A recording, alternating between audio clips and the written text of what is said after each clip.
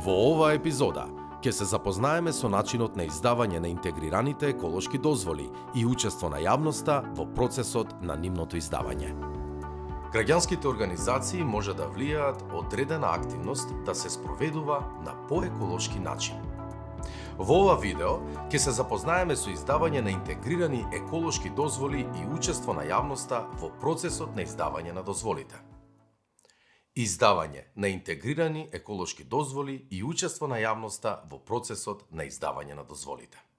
А. Интегрирана еколошка дозвола.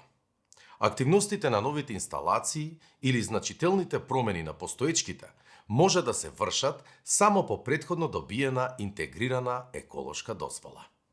Например, А. Интегрирана еколошка дозвола се издава за рафинерии за минерална нафта и газ, инсталации за согорување на комуналниот отпад со капацитет над 3 тони на час, инсталации за депонирање на неопасен отпад со капацитет над 50 тони на ден, инсталации за согорување на животински трупови и така натаму.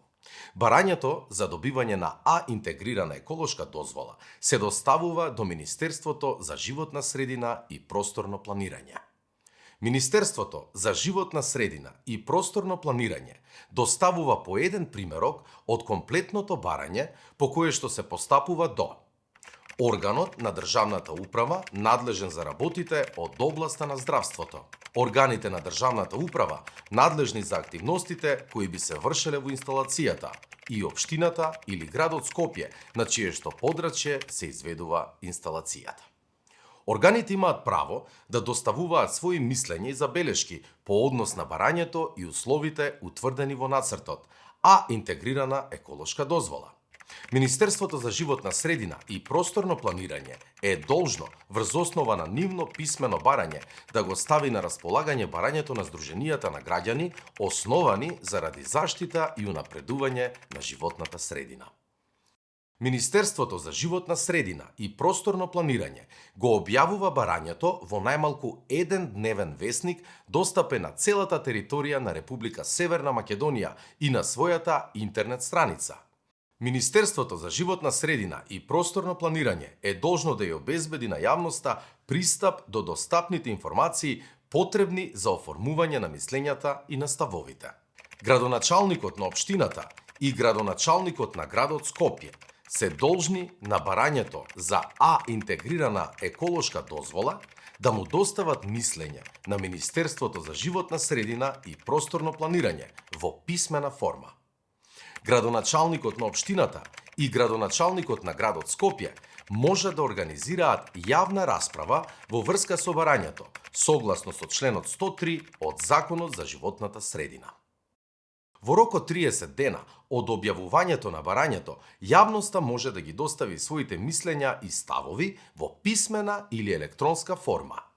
Министерството за животна средина и просторно планирање е должно во образложението на А интегрираната еколошка дозвола да наведе кои од мислењата и ставовите доставени од јавноста се земени предвид, а кои не се, како и причините за тоа. На барање на засегнатата јавност, инвеститорот е должен да организира јавна расправа во рок од 10 дена по истекот на рокот од 30 дена за доставување мислења и ставови. Министерството за животна средина и просторно планирање издава А интегрирана еколошка дозвола врз основа на ставовите и мислењата доставени од општините и од другите надлежни органи и од јавноста. А интегрираната еколошка дозвола се заснова на примена на најдобрите достапни техники. При издавањето на А интегрирана еколошка дозвола, Министерството за животна средина и просторно планирање задолжително води сметка меѓу другото и за ставовите и мислењата доставени од општините и од другите надлежни органи и од јавноста, а ако се работи за проект со прекугранични влијанија и на субјектите утврдени со Законот за животната средина и најдобрите достапни техники. Врз основа на граничните вредности на емисиите утврдени во А интегрираната еколошка дозвола, преку примената на најдобрите достапни техники и согласно со локалните географски и хидрометеоролошки услови, операторот е должен да ги задоволи стандардите за квалитет на животната средина и да го спречи или да го намали до најмала можна мера влијанието на инсталацијата врз животната средина, вклучувајќи го и преку граничното влијание. Нацртот на А интегрираната еколошка дозвола се објавува за јавноста на начин пропишан од страна на Министерот за животна средина и просторно планирање.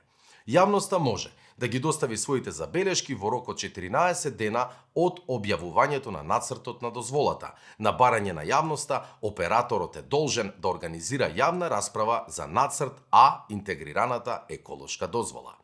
Министерството за животна средина и просторно планирање донесува решение со кое се издава А интегрирана еколошка дозвола, кое се објавува на интернет страницата на Министерството и во најмалку еден дневен весник достапен на целата територија на Република Северна Македонија. Жалба против решението за издавање на А интегрирана еколошка дозвола може да се поднесе од страна на засегнати правни и физички лица, како и од здруженија на граѓани основани заради унапредување и заштита на животната средина во рок од 15 дена од објавувањето на решението. Се надевам дека успеав да ви помогнам и да ви ја доближам постапката за издавање на интегрирани еколошки дозволи и учество на јавноста во процесот на издавање на дозволите.